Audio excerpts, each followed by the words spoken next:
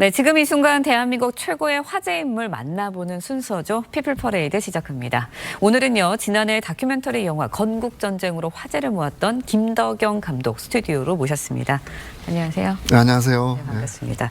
일단은 건국전쟁 1편에 이어서요, 다음 달에 건국전쟁 2 다음 달 10일에 이제 네. 개봉을 한다고 합니다. 이 편을 제작하게 된 배경이 있으실 것 같아요. 먼저 그부터 여쭤볼게요. 건국전쟁 작년에 이제 건국전 1편이 개봉이 됐는데 네. 117만이나 되는 많은 분들이 좀 이렇게 호응을 해주셨어요. 그래서 개인적으로 굉장히 감사했고, 그래서 이제 바로 못다한 얘기를 좀 해봐야 되겠다, 이제 그런 생각을 했었고요. 인간 이승만이라는 부분에 초점을 맞춰서 제작을 하다가 예. 중간에 좀 많이 좀 변경이 됐습니다. 왜냐하면 정치 상황도 많이 바뀌었고, 무엇보다 중요한 건 인간 이승만이 사실 굉장히 왜곡되고 비난된 부분들이 굉장히 많거든요. 이거를 탐구하다가 새로운 역사적 사실을 발견했어요.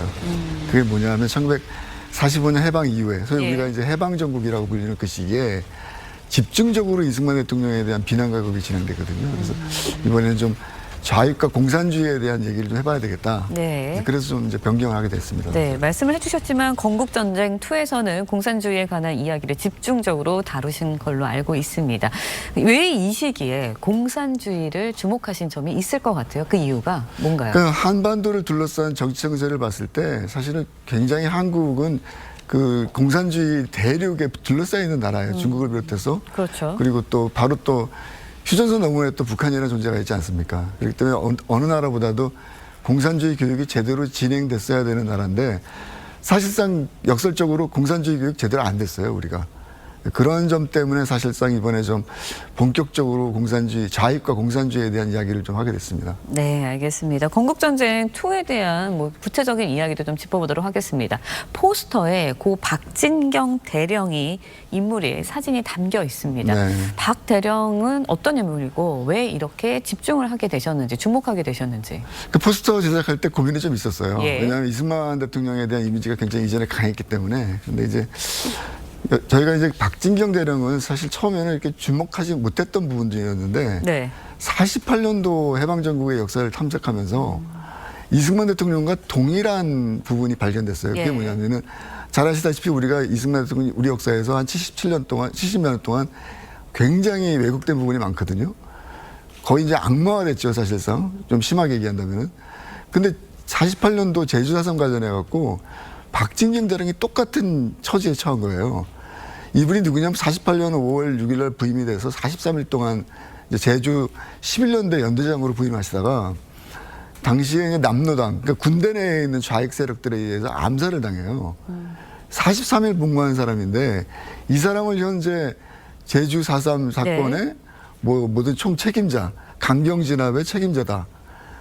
제주도민 30만 명을 뭐 이렇게 살해하라고 명령을 내린 사람이 굉장히 거짓된 정보들이 지금 흘러다니고 있거든요. 그래서 예. 이 부분을 좀 집중적으로 저희들이 좀 조명해서 네. 객관적 사실을 통해서 좀 올바로 바로잡도록 해야 되겠다. 예, 이런 네. 생각을 하게 됐습니다.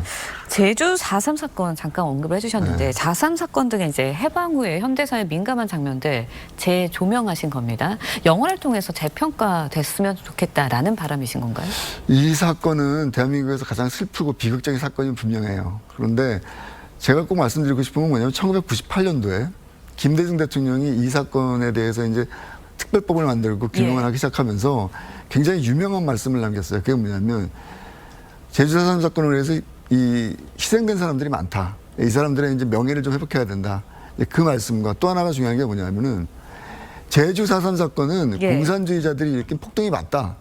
이거를 CNN 인터뷰에서 그 말씀을 하셨어요. 그러니까 두 가지의 굉장히 중요한 키워드가 있는 거거든요. 공산주의에 대한 폭동과 명예회복. 근데 지금 이제 대략 한 77년이 흘렀습니다. 근데 이 뒷부분에 대한 부분들은 상당히 해소가 됐어요. 제주도 가면은 정말 국가가 지은 근사한 제주자선 기념관도 있고 보상도 이루어졌던 것도 사실이고. 근데 분명히 중요한 게 앞부분에 이 사건의 원인에 대한 부분인데 이 부분에 대해서는 지금 거의 뭐 언급을 안 하고 있어요.